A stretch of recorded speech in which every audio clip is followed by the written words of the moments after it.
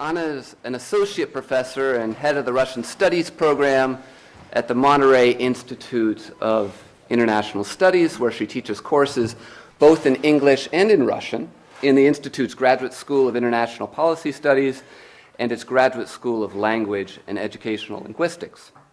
Anna is an expert on contemporary Russian politics and culture, the Russian press, and having grown up in Irkutsk, where some of our students have spent some time studying, she's also an expert on the development of Siberia. She's published widely on all these topics, including a co-edited volume that came out just last year from the United Nations University Press on migration patterns in Northeast Asia. As an expert on Russia, Anna's made a number of guest appearances on national television programs, including several on the NewsHour with Jim Lehrer. But perhaps the most important thing that you should know about Anna is that she's the mother of a midkid. Her son will be enrolling here as a Feb later this winter. Anna will be speaking today about the evolution of the post-Soviet identity in search of the Russian soul. Please join me in welcoming her here to Middlebury today.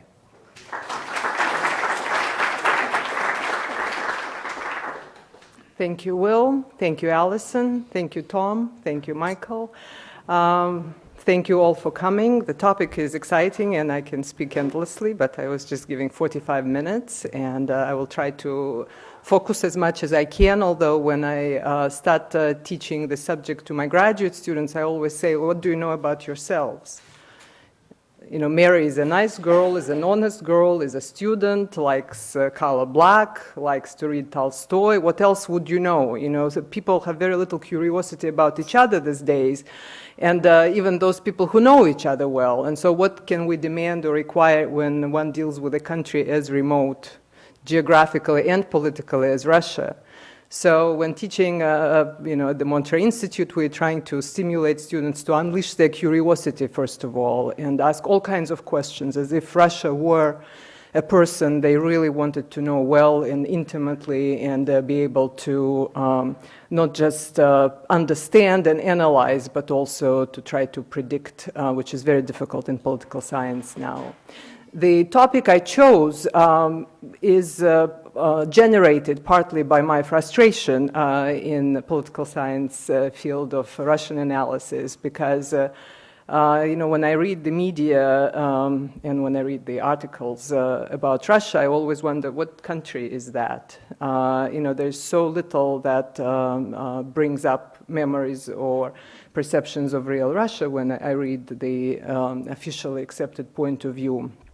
And, that constantly brings me to the urge of trying to understand what really happened in the country, and whether the country, which is claimed to be a new country, at least was claimed to be a new country, whether it can exist without new people. And so that question, whether people who live in Russia now are new and whether it's a new country, is going to be one of the major questions I will try to address during my presentation. Also, I would like to note before I get into the presentation itself that when I say Russians, I don't mean ethnic Russians. I mean citizens of Russia, who could be of very different nationalities. So the general analysis of Russian political developments is built on the assumption or attempt to analyze the situation from the point of view of historical evaluations of socialism and capitalism. So when we read about what happened, what transpired in Russia in the 90s, the notion is that there was socialism, then there was capitalism, and now we have this reverse situation to the authoritarian regime, which is bad. So the approach is very binary in terms of bad, good, and it has been organized and arranged through the ideological lens, and that's one of the approaches which, I try not to perceive as the one that's a working approach to analyze the situation. So the assumptions about Soviet socialism as bad and immoral the Soviet people who lived in this bad and immoral system before perestroika and then the collapse of the Soviet socialism was predicated on this badness and immorality, and the assumptions manifest today in phrases like the Soviet regime and the use of this binary categories such as state and people, oppression, resistance, repression and freedom, truth and lie. So the perception and the text, the discourse usually goes within this binary framework. So another way to analyze the situation goes through texts. Basically those particularly who are familiar with Russian language, and that's also one of the ways I'm trying to expose my students to understanding of what constitutes modern Russians and the history of Russia is through the language. Because again, the question is, did people change and how much they changed? When you look at the language of pre-revolutionary Russia, language of Demyan Bedny, in the early Soviet years, then you look at the Stalin's newspapers of Stalin's time, then you go into post-war, then you go into the thaw, and then you go into Brezhnev's stagnation period, and you see very different linguistic discourse. And again, for scholars who obviously have not lived in Russia, who have not experienced life there firsthand, they draw their assumptions on Homo Sovieticus, so those people who resided and reside in Russia now, based on the linguistic models and linguistic discourse. So that could also skew the picture a little bit, because again, I'm coming back to my first idea, is that how little do we know about ourselves, even when we are in the collegial atmosphere or family atmosphere, and so what can we assume we know about a country like Russia. So let me just move from this to the two lenses that I highlighted here, the ideological approach and linguistic approach. And I would like to quote you something that was written by Frank Ellis in the late 90s, in 1998, as quoted by Alexei Yurchak in his book on the last Soviet generation. When reason, common sense, and decency are assaulted often enough, then personality is crippled and human intelligence disintegrates or is warped. The barrier between truth and lies is effectively destroyed. Schooled in such a climate, fearful and deprived of any intellectual initiative, Homo Sovieticus could never be more than a mouthpiece for the party's ideas and slogans, not so much a human being than as a receptacle to be emptied and filled as party policy dictated. So this is, obviously an extreme evaluation, but this is the assumption that exists very widely, and again, that supports this idea of what was happening until 1991 was bad. What happened after 1991 was good. Some mistakes happened, and now the country is going back. So when we turn into the culture, though, I assume that many of you have visited the Soviet Union, and I spoke to many Americans who went there in the 70s and 80s before Gorbachev, and all of them mentioned how liberating was an experience for them of meeting with Russian intellectuals, or Soviet intellectuals, of going and having all these kitchen conversations, visiting theaters together, and just having human relations, human discussions that they could never, ever, the intensity of the human spirit that they could never experience in the United States.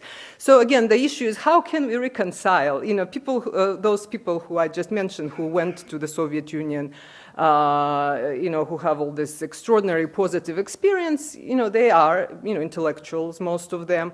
And so the question is, why didn't they notice this monster of Homo Sovieticus that is, who is described in the quote that I just cited?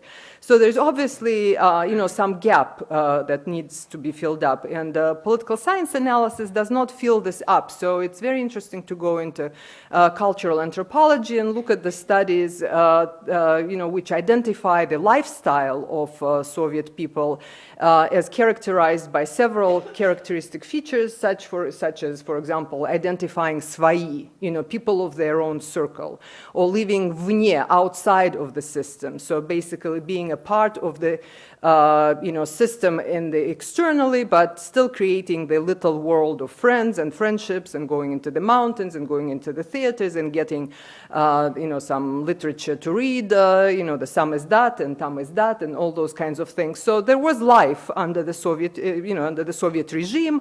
And again, the big question is, what changed? Did those people who lived before the collapse of the Soviet Union, did they cease to exist?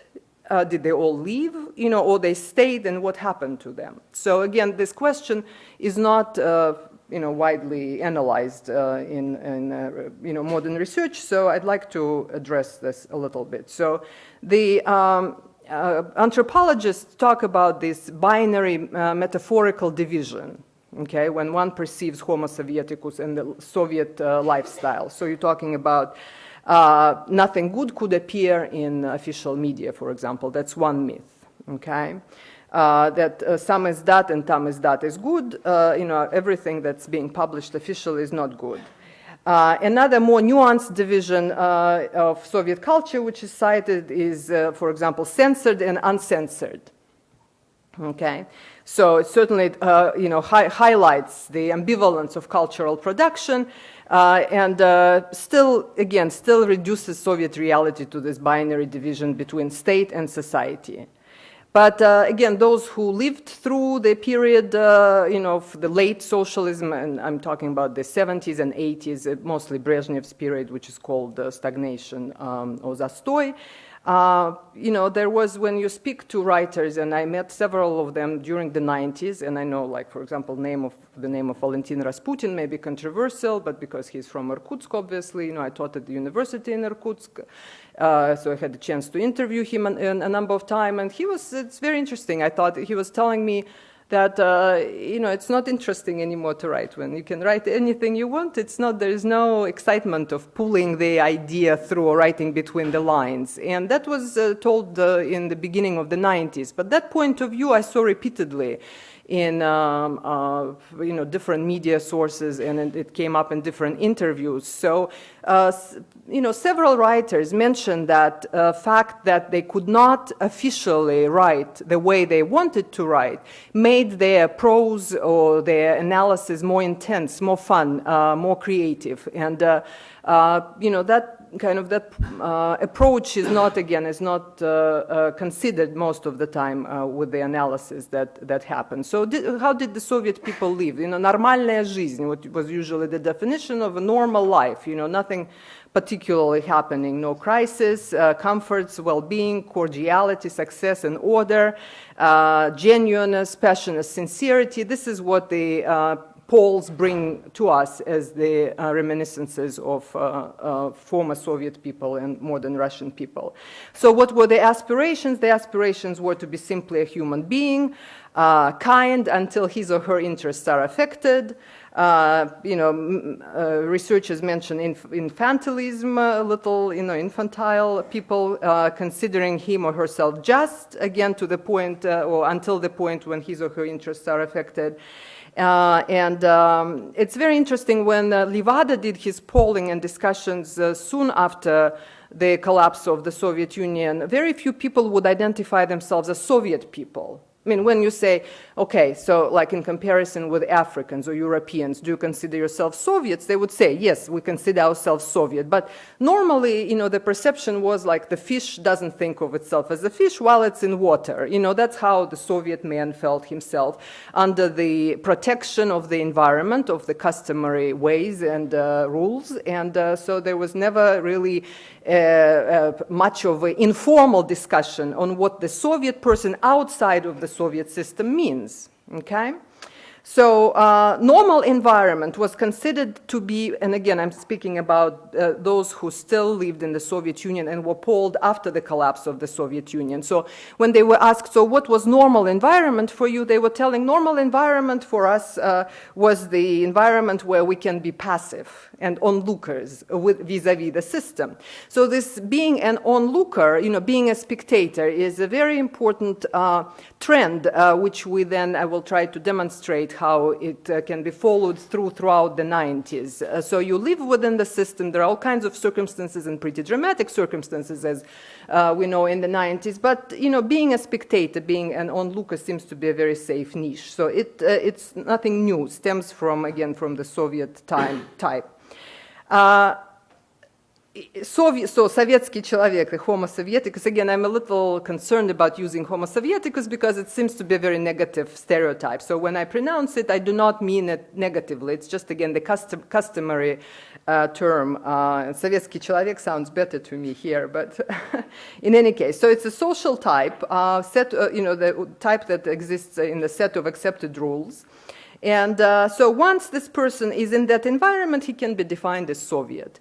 When I started to teach at the Monterey Institute 18 years ago, and I remember soon after that I read a book that was written by Weil and Guinness, one metaphor was very funny. I'll never forget. They said you can always recognize a Soviet man or Soviet woman if you go to a supermarket and you see some individual smelling can of something, just taking it off the shelf and trying to smell. And again, it may be funny, but it's true. It's I can't imagine any other culture, doing that. And I remember again in my childhood, you go into the store and that would be this nauseating odor, and you wonder what's there. And there would be a crowd of people shopping in this ecstasy of something new appearing to buy. And then you see what they're shopping for, and it's a fish, and the fish is labeled as рыба не первой свежести, the fish of not the first freshness, okay? So there is a label, there is an official trade, obviously, it's a part of the official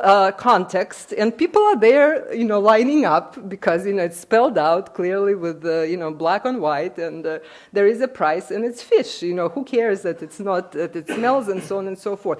So again, the situations that may seem, complete absurd, and, of course, I could give you a ton of anecdotes, but within that context, people didn't realize the absurdity of that existence. And again, it was just being within the system, but having that vне, outside perspective, and having also the svой perception of people of their own circle that was making the existence, quite possible. So, perestroika. What did we have? We have it's, again, when you try to look at it, not from the point of view of a Western political scientist, so we have this mass of people, okay? People who were accustomed to live, as I said, in the several dimensions of being within the system and ignoring the system. They pretend they pay us, we pretend we work, very familiar to everybody.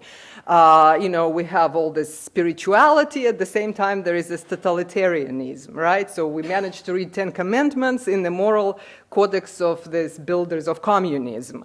The paradoxes, seem to be completely irreconcilable, but still existing. And so there was an idea of the West, as particular intelligentsia in large cities, they all read about it, they all read Brodsky a little bit somewhere, they've heard about the Samizdat was passed. So there was this idea of this West, of the society of freedom, very idealized. Many of you probably talked, it's just they talk about it as some kind of a paradise, so it's this wonderful world of the West.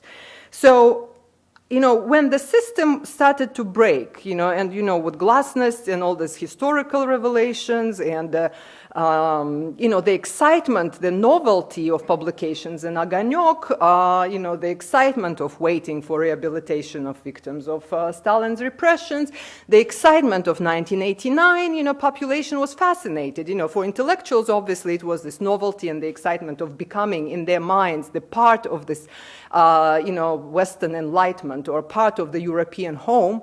And for the majority of the population, for the mainstream of the population, it was finally an ability to say, how much they despise the bureaucrats, local bureaucrats who have no honor, who stopped being just, so there were more material, more earthly satisfaction. So all that lasted, but in general it wasn't too bad, in terms of nobody felt like the life was collapsing. So people were still pretty much in their niches. In Siberia there was food rationing starting from 79, much before Moscow. I remember very well, the first attempt of, Ryzhkov's plan, how it was perceived, but the niches were there. There was a sense of things changing, but nobody realized how drastic those changes will be. So fears started to come only after economic reforms. And again, I apologize for the word reform. I shouldn't be calling it reform, but major economic changes occurred. And we're talking about the liberation of prices. The inflation that by mid-90s went into 2,600%, and it stopped being fun. It stopped being just talking. It stopped being novelty and recognizes new faces on TV and talking about new ideas. People understood that, for many of them, their livelihood was simply threatened. So this is when the society is thrown into that major breakup. And the breakup goes into, much smaller group of intellectuals, who are finally within the realm of the values and of hopes and the plans that they cherished for so long. And again, the mainstream of people, what do? Teachers who, in provinces whose salaries are not paid, drivers who are being offered, 30 liters of sunflower oil for a month of hard work. All these exhibitions. There was a fun exhibition in Siberia in mid-90s when, it was, with this very peculiar Russian sense of humor. The exhibition was of the objects that were given to people to replace their salary, the money. And so one of the subjects in that exhibition was a coffin, for example. So what do you feel, if your husband brings a coffin to you as a reward for 1 month's work? So they barter. So again, it's funny, but it's really not funny. And, the 90s brought the fear.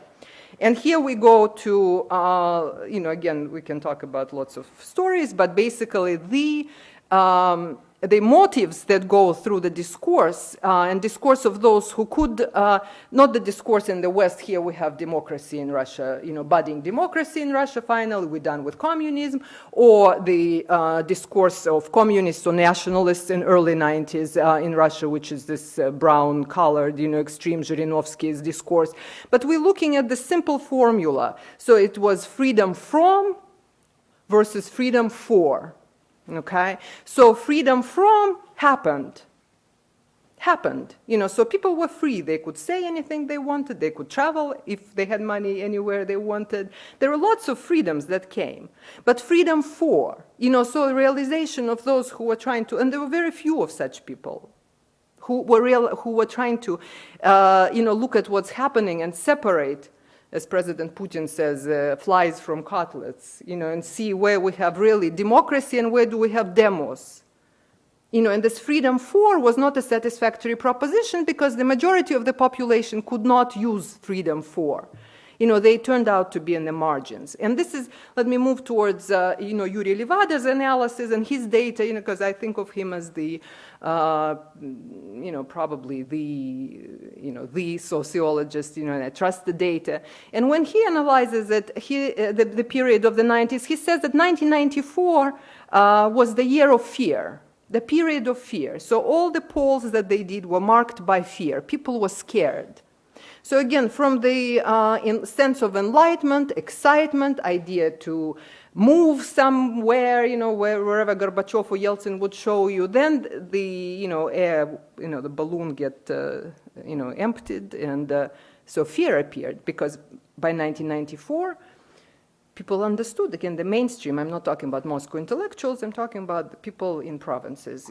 They were scared. They didn't know what to do. Young girls prostituting themselves for hard currency, drugs, drug culture growing, unemployment. Money was not worth anything, losing all their savings.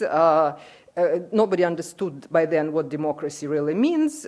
Civil society was even more vague. Where are we going? To a complete loss of sense of direction. So fear was this, in the Soviet, Russian man by then, and including former Soviet men, it's a scared human being, scared by what happened in economics, in power, and in life in general, with growth of crime, collapse of values.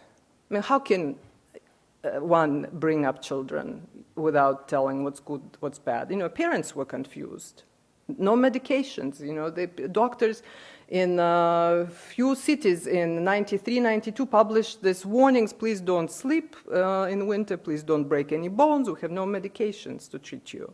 I mean, total collapse. So it wasn't funny, again. So there's just a complete fear and the inability to orient themselves, understand where we were going, who is good, who is bad, what's our history, what's our country.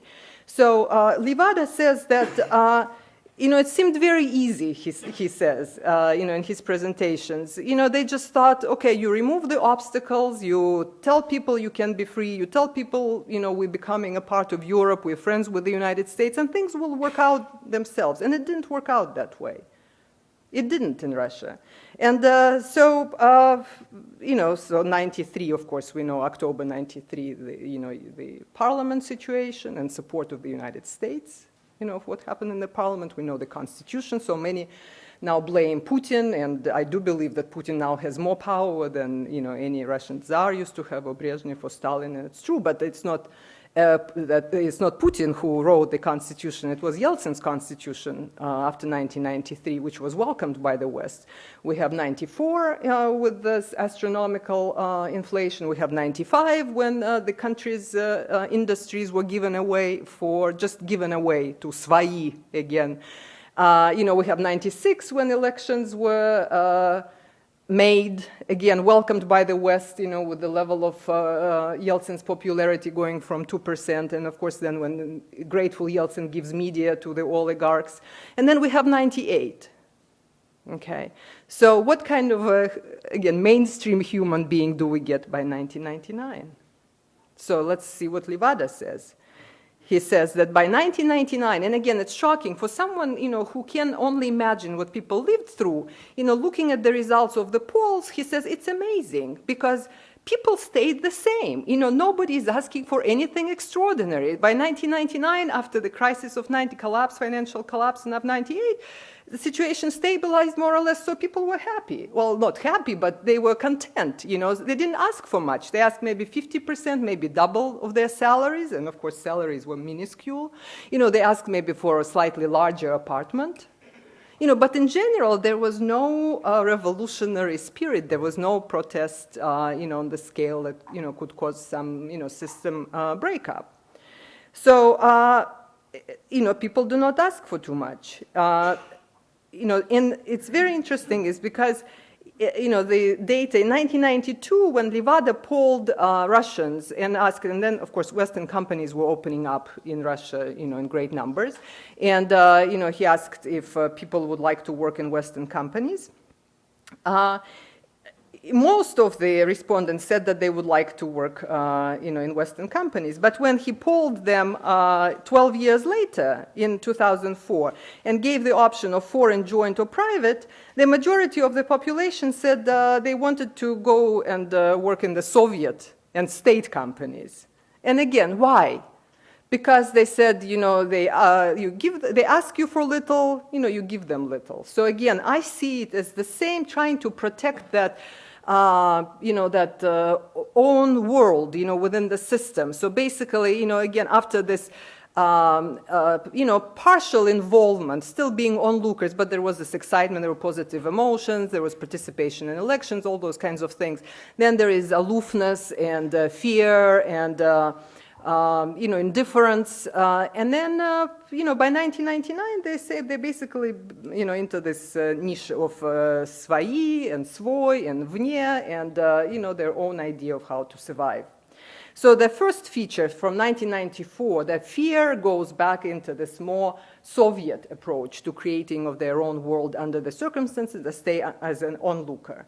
The second feature which Levada mentions in several of his presentations is submissiveness. Of course, those of you who study Russian culture and literature and philosophy, maybe, hopefully, you know the word долготерпение. I don't know if such word exists in any other languages. It's not just patience and perseverance, but it's долго, it's a prolonged perseverance, prolonged patience, a very Russian notion. And so, again, Levada says, which other country would live through such shock, and still come out with this, onlookers mentality without any attempt to resist actively this, this social traumas. So the stable feature, we see this dolgoterpenia, this perseverance as a stable feature. And another one which Levada adds, and I think it's an interesting one, and I'm still not sure if I translate it correctly. Maybe Tom, you would correct, lukavy. People who are smart, this practical smartness, not often, completely honest and straightforward. But that feature is also something that he mentions prominently. And it's the kind of a lifestyle or attitude, keep things to himself, maybe he or she will not be affected, not to show too much initiative. They polled, Russians and asked, have you ever acted against your consciousness? And 15% said, 1/5 said never. And the rest said, yes, we did. So, 50% said it's okay not to serve in the army. And the army was a big deal always in the Soviet Union. 50% said it's okay for young men said not to serve, and the older people it's okay not to send out children in the army. Again, the perception of serving in the army is different. There's not a volunteer draft as in the United States, as you know. 60% of those polled said it's okay to ride public transportation without paying for a ticket. 60%. And it's not the Soviet. We're not talking about Homo Sovieticus. It's supposedly new Russian men and women. And the most interesting is the majority of the population said it's okay for us not to pay taxes. But the oligarchs is a different story. The oligarchs and the owners of businesses, they definitely must be paying taxes. But it's okay for us. So another topic which comes up very often in the analysis, and there are different interpretations, but they coincide pretty much. So it's a human being, the Russian or the former Soviet citizen, and the authority, the power. So the power is divided into two parts, and most of you realize it, those who are familiar with polls. And of course, the power is divided into one major part, which is a president. And the rest is bureaucrats and the Council of Ministers and so on and so forth. And so while the president enjoys, around 70% popularity,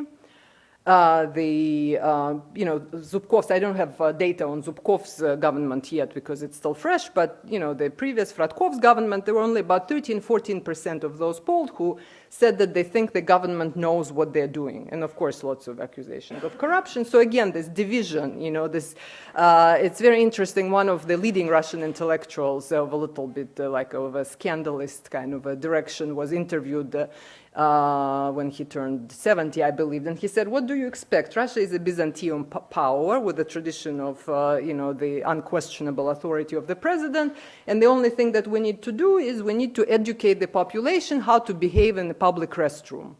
So that's how you build civil society, and the rest don't question it. But, what you really need to do, and then it will be all fine in Russia. Just teach them how to act or behave in public restrooms. I just said it and I realized there may be a different connotation with American public restrooms, but that's not what Russians, that's not what that person who was interviewed meant.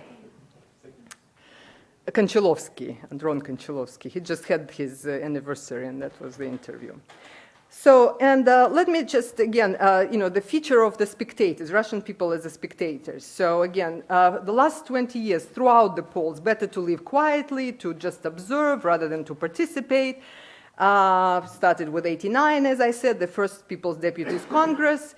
And, this sense of participation collapsed after mid-90s.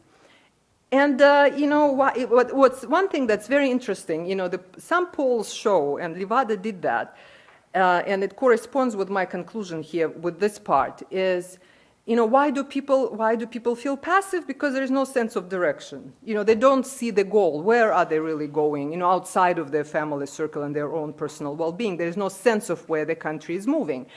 Another parallel feature, and that's what Levada's polls show, is that during really breaking points of the 90s, the most traumatic years, say 96 and 98, there was a peak of interest to old Soviet movies, to the movies of the 50s and 60s, to that classical black and white cinematography. And it's very interesting, I think, because it shows that people really are trying to find something in those old movies, those, I guess, sensations.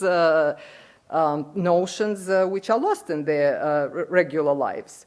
And it's also very interesting. I did for several years very extensive research in Japan and Mongolia. I studied Russians. The book that Will mentioned is a result of the project that my colleague Professor Akaha and I had for several years. And the impetus for this project was precisely trying to understand who are Russians, modern Russians in the context of the other. And so the Japanese seem to be that perfect other, which seems to be a very different civilizational platform. And I thought that, if we go to Japan and interview extensively, and I think we did interview every Russian who lives in Japan, very in-depth interviews. And then we did the same in Mongolia. Some fascinating things, come on the surface. What happens is, particularly Russians in Mongolia, Russians who never lived in the Soviet Union, they were complaining about exactly the same things that Russians who lived in Russia. I mean, it was fascinating stories to hear, about people who, again, they visited the Soviet Russia, Moscow, say, visited their relatives in mid-70s, and they said, oh, it was very difficult for us because, these big buildings and, people are coming from provincial Mongolia, okay, but brought up in Russian culture, in Russian context. But then they said, well, once we were entering families and friends, we felt comfortable, we felt wonderful, it was our environment. So it was, complete, they could see the transfer of values, the transfer of the dynamics of communication, so they felt comfortable. Yet the same people said when they tried to go back in the 90s, mid-90s, they could not stand it. They said it was a different, such a different atmosphere that they said we would never go back because it was a different country. Okay, so and again, so when they were there in these very difficult times, it seemed like they were different people. But when you look at the data, at the polling, you understand that people still stayed the same. But what those Russians who were coming from Mongolia could not stand, they could not stand the pressure, the individualism, that they perceived, in communication with relatives who seemed different in the 70s. So the last stage, the big concern, of course, for the future of Russia are people who were born after the collapse of the Soviet Union or right before the collapse. Because when you see, when you look at previous generations, you see that each generation had some inaugural event, around which they could unite. There was this common discourse, that was breeding or developing values. So the generation that was built with the inaugural event as a collapse of the Soviet Union is a very different generation. And it is not studied enough for us to be able to predict how the values and the behavior and the aspirations of the new generation will impact the future of Russia. Obviously, so those kids who were born in the late 80s, early 90s, they were born when the system was, the system of values collapsed. And you would say, so it's good, communism collapsed. But the vacuum was there because there is no religion. Where else would values in such a transitional stage of the society's development come from? So the families were in disarray. In a couple of years straight, I remember in Irkutsk at least, history exams were canceled. High school, graduation exams, history exams were canceled because teachers just simply didn't know which history to teach.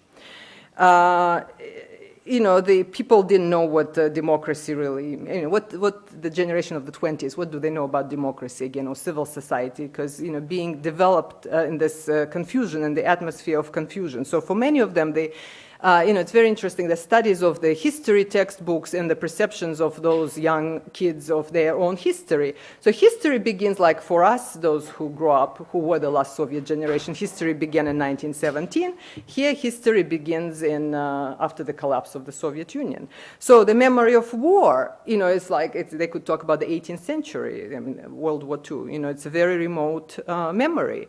So what could serve as a platform, for the country, so it's easy to build a state, well, easier to build a state, but how you enforce values in a corrupt system, and a system that is just recovering from major economic shocks. So this generation, the new generation, should be certainly this, very important object, to study, and there are 2 points that I'd like to make here. So what's happening, and I don't know how much time do I have. Well, I have 5 minutes. So what we see, and I'll be pleased to expand here if you have questions, but there are 2 things, 2 tendencies that are coming, and appearing on the surface with more intensity. The revival of victory, of notion of victory of World War II, that seems to be what the government has chosen to become this formative, revived myth. And I'll give you some data which confirms that. And of course, revival of the Russian Orthodox Church. Those are 2 tendencies which are very obvious. And again, we can look at it and we can be cynical or skeptical or, whatever attitude we choose. But again, if you imagine the country without a clear sense of history, without a clear sense of values, without a clear sense of future, it's not a good country to be in. And there are 2 ways to interpret it, and there is a much more extreme way. People who say that Russia in the late 90s, when it was on the edge of collapse, was like a woman who was robbed, raped, deceived, drugged, and thrown out into the streets when everybody who is healthy and sober is telling her what to do. So that was a more extreme interpretation of what happened to Russia. And the more mild interpretation was that Russia is the putnik, the traveler who traveled and then got lost and lost a sense of direction. But I guess the truth is somewhere in between. And the answer will be very much in the fate and the destiny and, in the way how this new generation will be molded. But let me just give you some data that would illustrate that. These 2 tendencies of this revival of strengthening of the notion of the victory, and because that's linked to Stalin and that's linked to the idea of leadership. And you read recently there was a number of articles on Russian Orthodox Church, so I don't need to tell you more probably. But in 1996, when Russians were polled and they asked what are you most proud of in Russian history, in 1996, 44% of them said victory in World War II. In 2003, 87%. So it's a major change, as you can see. So now, when people are asking what determined the destiny of the country in the 20th century, 78% of those polled say victory in World War II. So again, it's a very large group of people. But what is also very interesting, they say that there is nothing that we can be proud of. So that victory is the only event and the major event we Russians can be proud of. And again, it's just a fact. But place that fact into the context of what was happening in 2005. You remember the rhetoric of the Baltic countries. You remember the visit of George W. Bush, so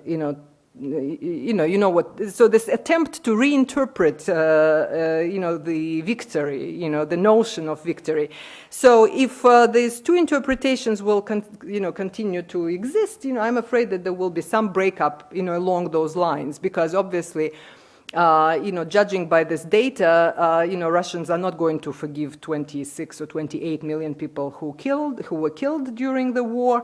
And if the interpretation in the West and in the Baltics in particular, which is the most offensive, of course, and it just happened recently, in May in Estonia, and all the SS marching along the streets of the countries which are part of the European Union. I mean, those kinds of things, if that kind of revision of history happens, I can see that there will be some major conflicts. So then, from this memory of World War II, what is very interesting is the memory of Stalin's repressions. And again, why I mention Stalin here, because Stalin is seen, of course, as the leader of the country, which won the war.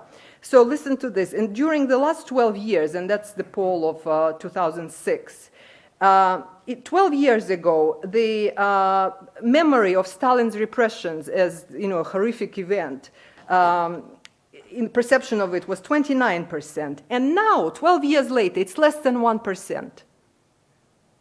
So think about it. This rise of the myth and the reality of the victory, and on the other hand, the diminishing of the repressions that just happened right before World War II, less than 1%. And then listen to this: positive evaluations of role of Stalin in 1998 in Russian Soviet history. So in 1998, only 19% of those polled thought that Stalin contributed positively. And yes, now 53%. 53%.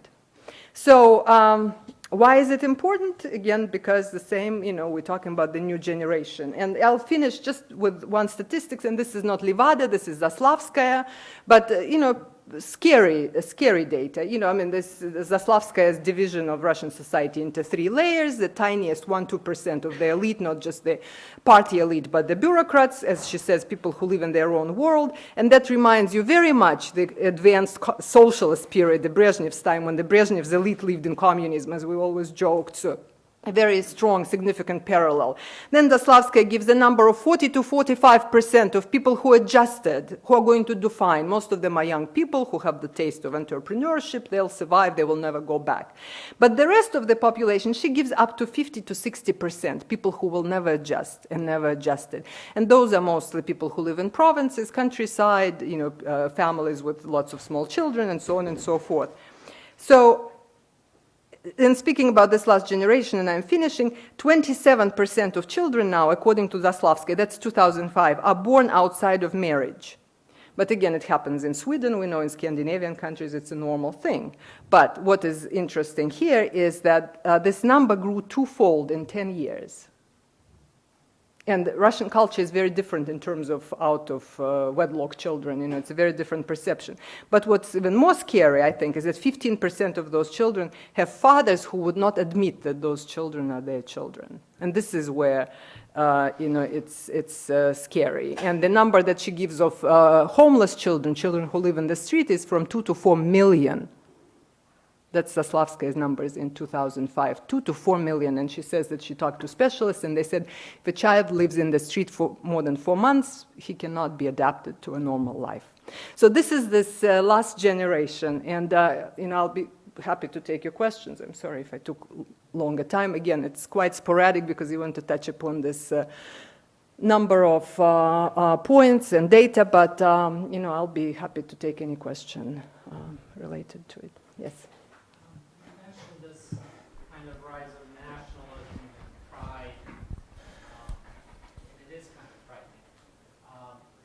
The question I have is, in your opinion, how much of this is due to direct indoctrination by the teachers? And I've read recently about this new textbook. I remember the Putin history teachers Right. told them that you should write better textbooks. Right. So how much is this direct propaganda coming back, sort of replacing communism with something else, Christianity? And how much of this is coming sort of from the bottom up in terms of, as you mentioned, the kind of sense of emptiness. We need something to believe in. So it's the grassroots young people. Right. Well, I think it's both. Right. And you're quite right by pointing out to this both tendencies, because it's definitely both. And a country cannot exist. Just think of Americans without patriotism. It just happened differently. There is what I call malignant nationalism and benign nationalism. In Russia, it's a particularly dangerous and sensitive topic because of all this, multitude of nationalities who comprise the Russian nation. But I think both. When you look at the horrific scenes from, say, St. Petersburg, those spalные rayony, those areas where children are cynical and cruel, and they just hate anything that's not white. And it doesn't come from school textbooks. It just comes from the despair of their everyday life. And the way they channel that despair is in violence, in offensive slogans, and in punishing and persecuting anything that's not like them. On the other hand, of course, there are people in the Kremlin who are paid salaries for developing or assisting the development of national ideas. That's what they do. They build the state. And, they're trying, like, you pointed out, like Putin, to, scold teachers, for some ridiculous interpretations of history.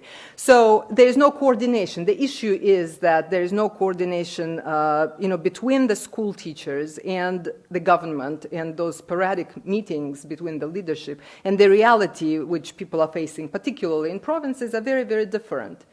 So until it will be reconciled somehow, and until a human being will become the goal of the state politics, a human being, well-being, not building the civil society, not building democracy, the notions that are very separate, very away from everyday reality. So when you see the polls, people are concerned about the most important for the people is free medical care, free education, all that set of socialist values, again, which turn into a myth for them.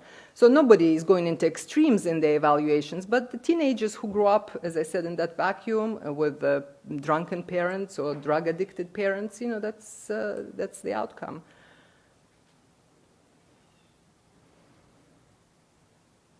Depressing, or what? Kind of along the same lines. What's your take on this pro-Putin youth group, Nashi? Is this something that's totally being orchestrated from the top down by the Kremlin, or is it really tapping into something real at the grassroots? Well, I would say stimulated. Stimulated. Well, I wouldn't say it's orchestrated, but I would say stimulated. And again, a country cannot exist without any respect, particularly a country with the Russian tradition. They cannot exist without respecting anybody, in the state. Again, just imagine there is no God. Imagine the history is turned into trash, and imagine that the state and the state agents are despised. So, and people don't read.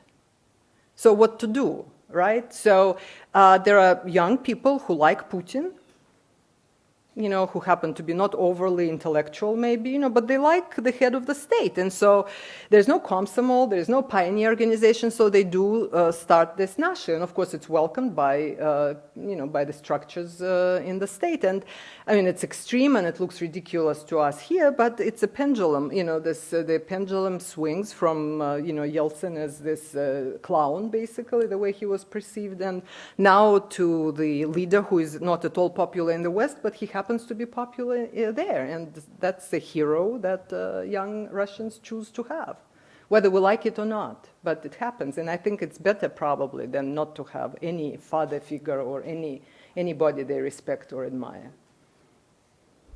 Yes? How much of a role does the emergence of religion have in the post-Soviet identity? Mm-hmm. Well, I believe, again, it's interesting. Before this lecture, I called a number of people who, I have a friend who has a PhD in sociology, but she's a nun at the same time, so very interesting. So she works with priests a lot, and with Russian Orthodox priests, and I called several analysts, and I asked them the same question. And so what she told me is that there is no data, because I was trying to probe her for some data to give you some numbers. She said, we in the church do not have the data, but, certainly the data exists, which is collected by the sociologist, or some data, which she is not prepared to admit as the reliable data. That's why I'm not giving you that percentage. There is an obvious growth of, emergence of the Institute of the Church as an existing, very visible institution. You see that, in the state channel, we have all these beautiful Russian Orthodox ceremonies. We have the bureaucrats who don't know how to cross themselves. We have all kinds of things that may be a, paradox on the one hand. On another hand, this attempt to create this magnet. Attempt to create the magnet of beauty, of beautiful music, of this golden embroidered and scented ceremonies and rituals. Again, a country cannot live without rituals. We have the same, we have revival of synagogues, we have revival of Russian Orthodox Church. Of course, the scale is different, but, a country cannot exist without that vacuum. So it's there. I can't give you the numbers just because I had this conversation with someone who is very intimately involved with that work. But, you saw a New York Times article recently, about how they're trying to introduce it as a part of the curriculum and by choice, hopefully. But it's very much there, and it's not a lifestyle. Religion, in order to become a force in the country, has to become a lifestyle, not just attendance of rituals. And in the 90s, it was very interesting to see the statistics of giving. How the charity, the giving, the tradition of giving was born, and most giving by New Russian, the Novorish, was to the church. And of course, it was not because they all of a sudden became very religious or people in faith. It's because they thought, well, I rebuild this church and my business will be developed. So there is a lot of pragmatism. But again, we don't know. Those teenagers in black boots and skinheads, they will not go to church. But so we'll see. Maybe it will capture the population that would develop spirituality in any case. Mm-hmm. Do you think Russian people outside of intellectuals in Moscow and Leningrad really care about Putin's calming down They do not. I can say it's not what I think. This is what the data shows. This is the last, it's even at the very bottom of what they care about. Absolutely not. That's why, when I began my presentation, I said that everybody thought you give people freedom, you give people an opportunity to travel, to say what you want, to publish, and the life will be good and wonderful. And it did not happen. Absolutely did not happen. In fact, the quality of life decreased for most of them. So, no, people did not care. And this is the argument that, Levada is making, that people really stayed the same. There is no new or post-Soviet Homo Sovieticus. Mm-hmm. Related to this, the question that I think troubles a lot of us, and the question I ask my Russian friends and students, it looks like the country's moving to the right. We all agree to that. The question is how far to the right, and also the question that interests me is, while it's moving to the right in terms of the ideology and politics, and to some degree the economy, it doesn't seem to be moving towards a revived Soviet model of economics. So, and when you ask even, these young Russians who are patriotic, they like Putin, but they also like traveling, they like the internet, they don't want to be young communists years ago that we were. No. So the question, I guess it's a difficult question, but Right. Are we looking at some sort of an authoritarian system with a kind of state capitalism? What is it going to be 10 years from now? Well, see, in this question, you can see how we are shifting back towards those the lens that I just mentioned in the beginning. So we cannot just look at the country. We have to have right and left and capitalism and democracy and all those kinds of things. Right. But, it's also an issue west or east or south, or now we know north, because the flag is being planted, right? So, Putin is being very pragmatic, as you say, and he's being criticized for that, because they say he's trying to just be everywhere, and it's not perceived well in the West, at least. But again, with Russia, it's very difficult to predict anything. But what I think what is happening, they're trying to attain some stability. Okay, so before they bring it to a mark of right or left, I don't believe there will be a return to communism. Nobody wants to go back to communism.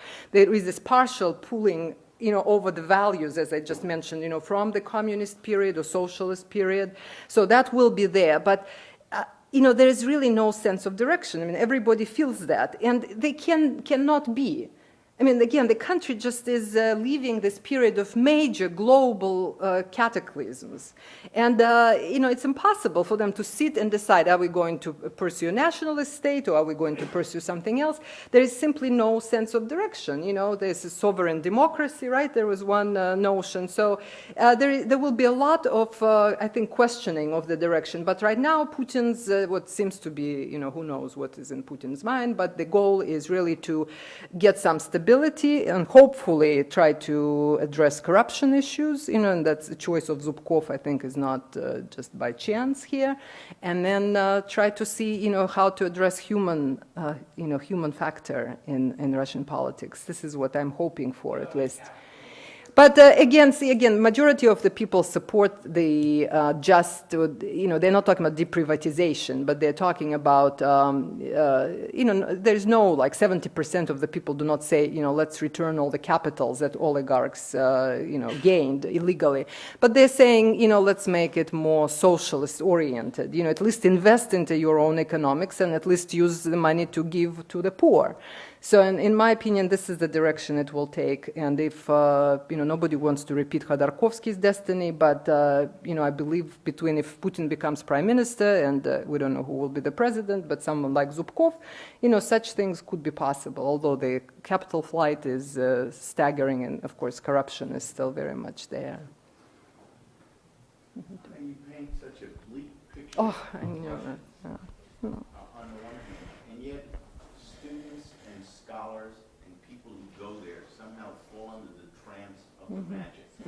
So what is the magic, and why do people study Russian and want to be there and want to go back? Tom, I'm very grateful for this question. Thank you very much. I mean, it's still a wonderful people. I mean, just think of the people who lived through all of that, through all that and stayed human and stayed interested in literature. And, one of the most magnificent things now, I mean, just again, imagine something like this after the 90s, the way they were. Echo Moskvy now has this weekly poll, they give, for example, like War and Peace, and they say, who would you vote for from War and Peace as the president of Russia?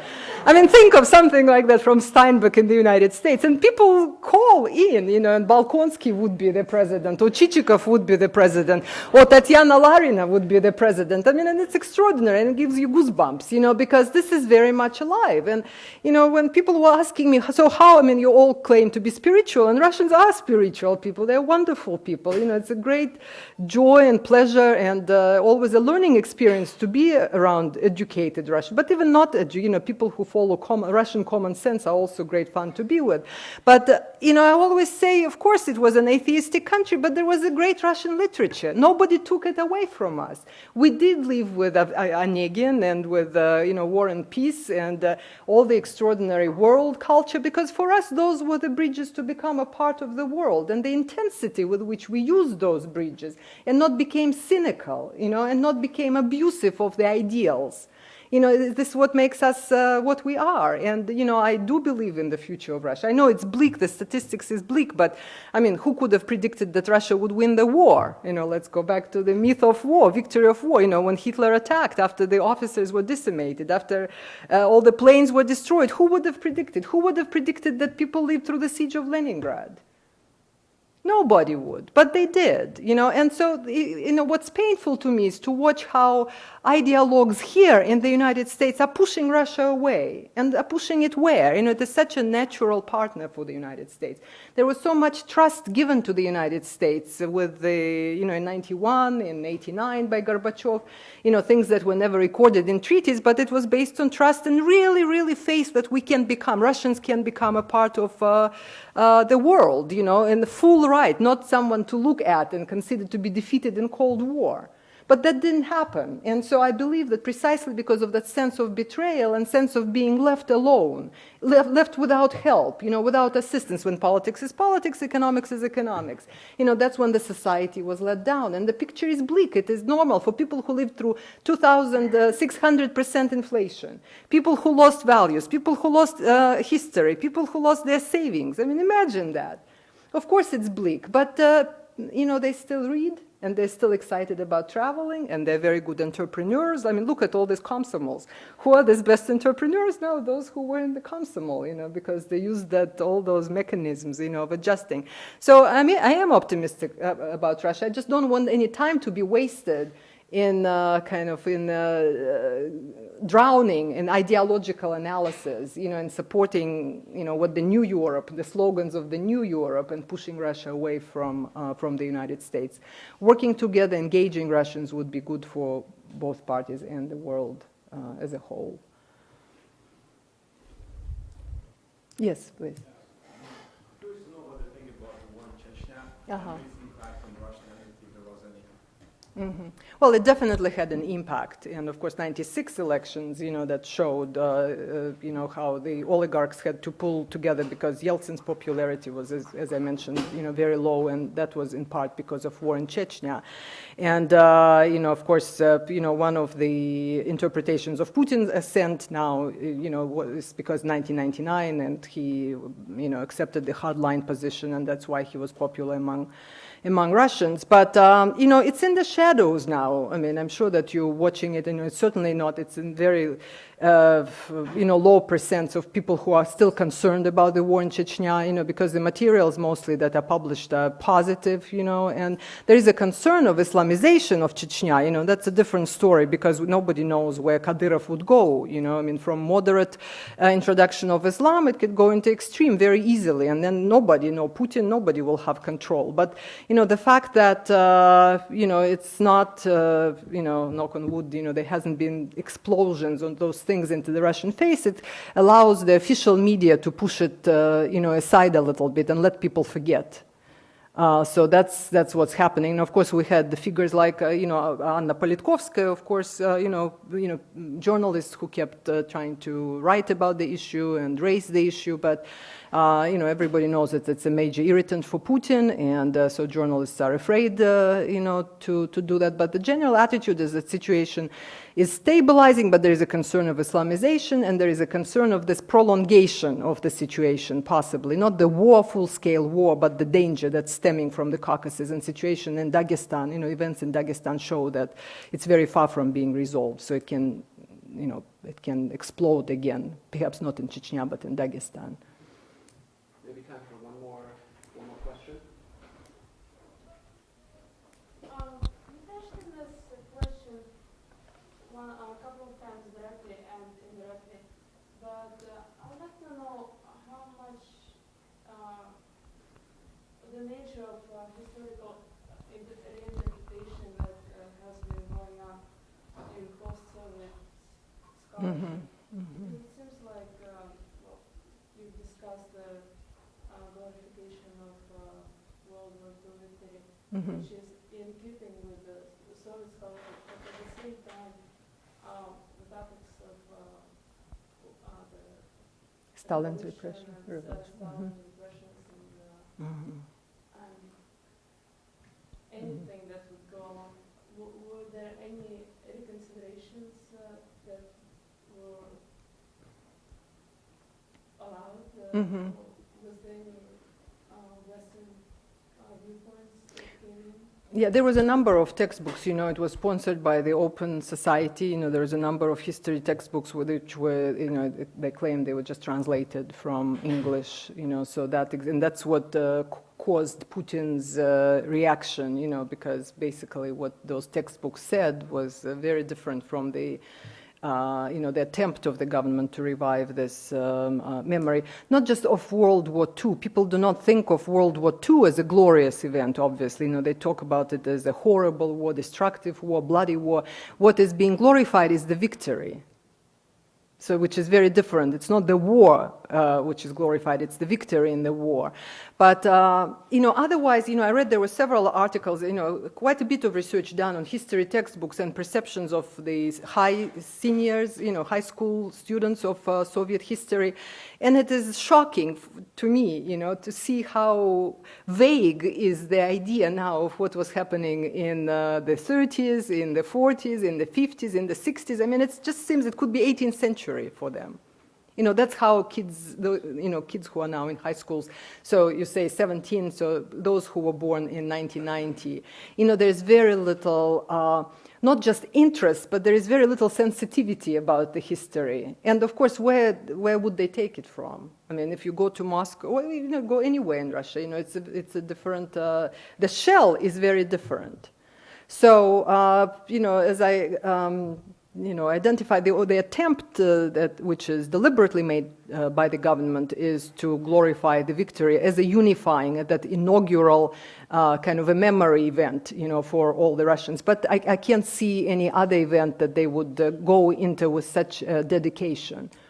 But you're not aware whether there is an allowance for open debate in historical scholarship?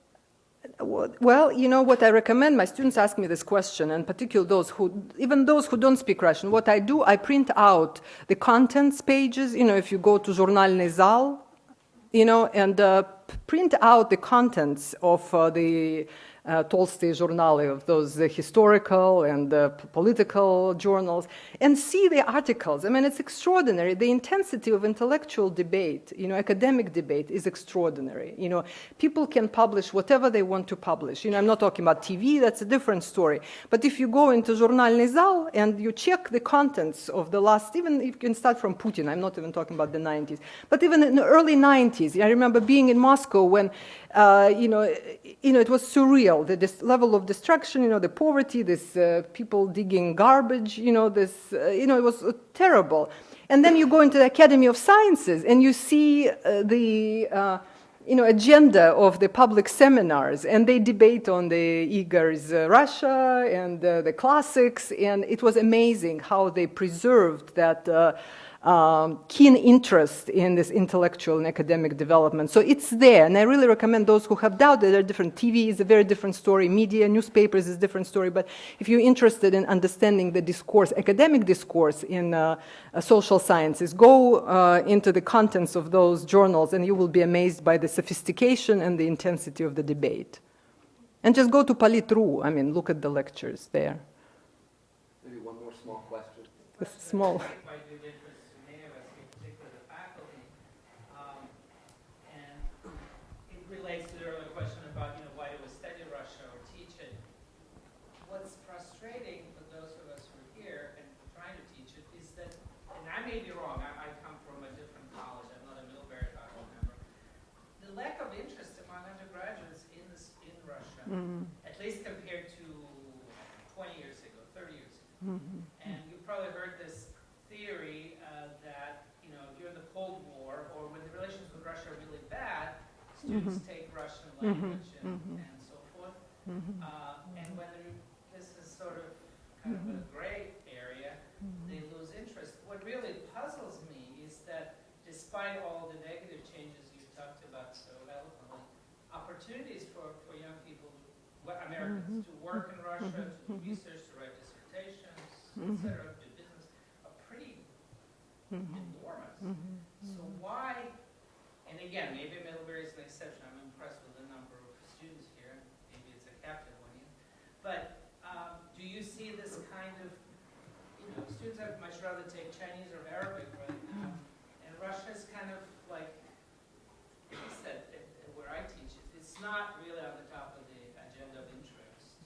Well, there are two things. First, again, I teach Monterey Institute of International Studies is a graduate school, and we have students who come with Russian language, and they have great jobs. They get great jobs, either foreign service or treasury or business or consulting, and they're very happy. The issue is really the media here in the United States. As I said, I began with that, portrays the country which does not, Islam, some kind of a Putin land. Putin land. There's only President Putin living there. It's that's what's projected. And young Americans, many, from my experience at least, have 21-year-old and 18-year-old. They are quite pragmatic. I remember I took my son, who was born in Russia and spent first 5 years in Russia, to the library. He was about 8 or 9. He's graduating from Carleton College this year, and I saw the Uncle Tom's Cabin. When we were growing up, it was one of our favorite, really favorite book. All, right? And I said, Boris, look, this is such a wonderful book. You haven't read it. You must read it. I said, it's so wonderful. I was crying and crying when I read it. And he looked at me, and here is the Russian child, 100% Russian, 50% Russian, 50% Jewish genes. And he says, Mother, why would you recommend me a book which makes you cry? So it's a completely different, perception of things. And, at that age he was 9. Now he's into Dostoevsky, but he had to live until 21 to get into Dostoevsky. So, the short answer to your question, I think, the young population here falls victims to the propaganda. I call what's happening now in terms of interpretation of what's happening in Russia as, because it's done through such ideological lens that young people have no opportunity to be exposed in any way to the wealth of Russian culture that's still there, or to the wealth of opportunities. And during the Cold War, the picture was even bleaker. That's pragmatism, jobs, and literature. When I started to teach 18 years ago, my students were coming because they read Crime and Punishment, or they read Brothers Karamazov's. That's how they got interested in Russia. Now I have students who lived and worked in Russia, and they are really set to make a difference in U.S.-Russian relations. So it's a very different generation. But in order for the young Americans to get to the stage when they want to make a difference, when they want these two countries to come closer, we need some exposure for them, and it's not happening. Exposure of the things that are classical Russian things, that makes up this, gold, the treasure of Russian civilization. And that's up to us, to the faculty, I guess, and to the writers, and, we can do what we can do in order to make it a very attractive country, not just from the point of view of pragmatism, but from the point of view of human interest. All righty, I think we'll wrap it up Okay. there. Thank you. Thank you.